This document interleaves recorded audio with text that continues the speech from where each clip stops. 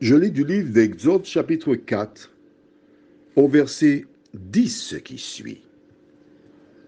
Moïse dit à l'Éternel, « Ah Seigneur, je ne suis pas un homme qui ait la parole facile, et ce n'est ni d'hier, ni d'avant-hier, ni même depuis que tu parles à ton serviteur, car j'ai la bouche et la langue embarrassées. » Prions. Notre Seigneur et notre Dieu,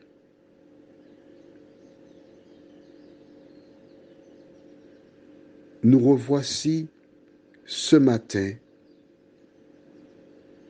à ton école.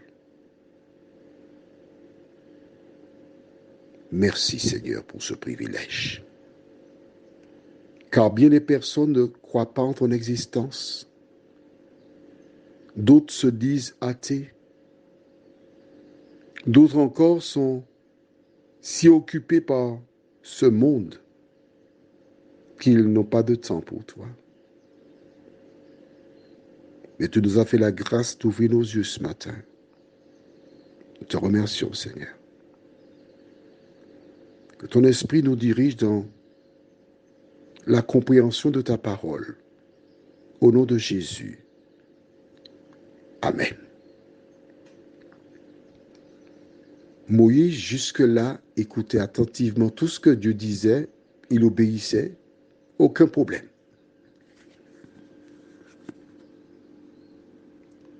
Et quand Dieu a terminé avec ces 3 signes, il prend la parole.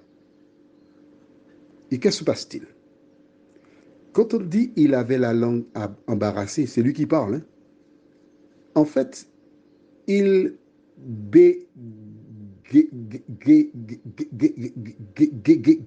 bégayait.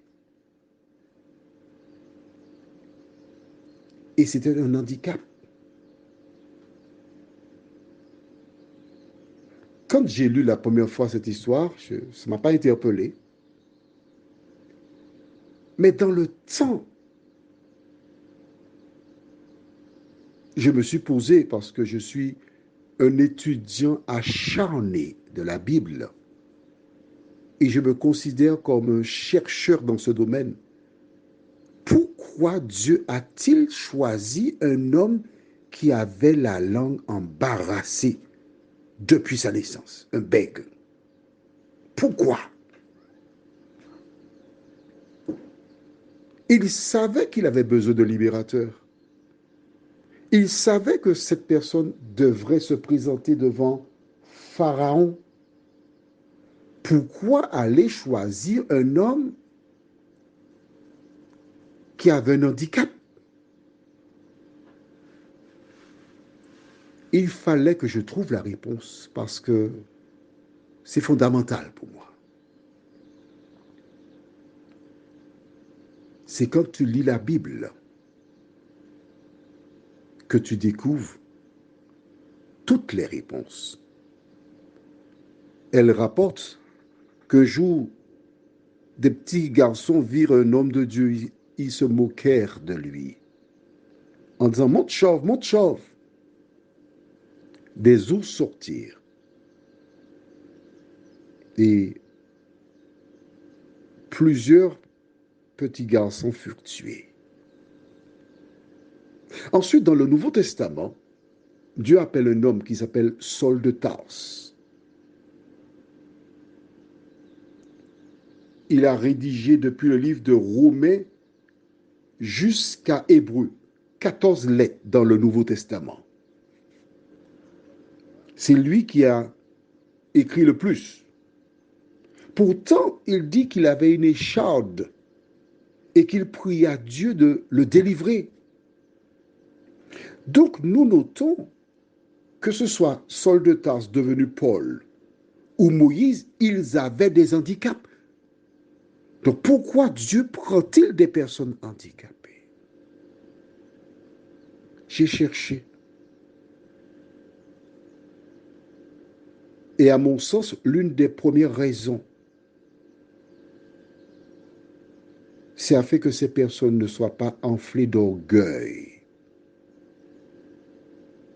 qu'elle demeure humble. La deuxième raison, c'est que qui que tu sois,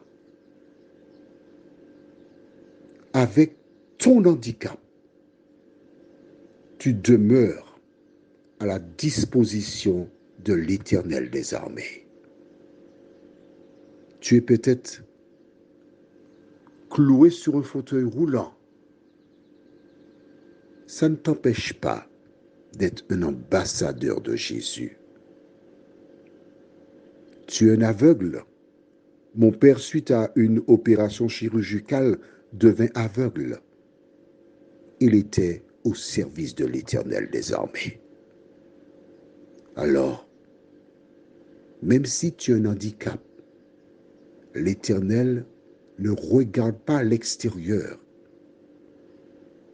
Il regarde à ton cœur. Que voit-il dans ton cœur? Prions, notre Seigneur et notre Dieu. Combien nous sommes heureux en ce matin de savoir que tu jettes un regard favorable sur tous les hommes. Tu choisis qui tu veux, quand tu veux, comme tu veux, pour qu'ils soient à ton service. Merci Seigneur pour ta parole. Merci pour cette parole qui me permet à moi, personne handicapée,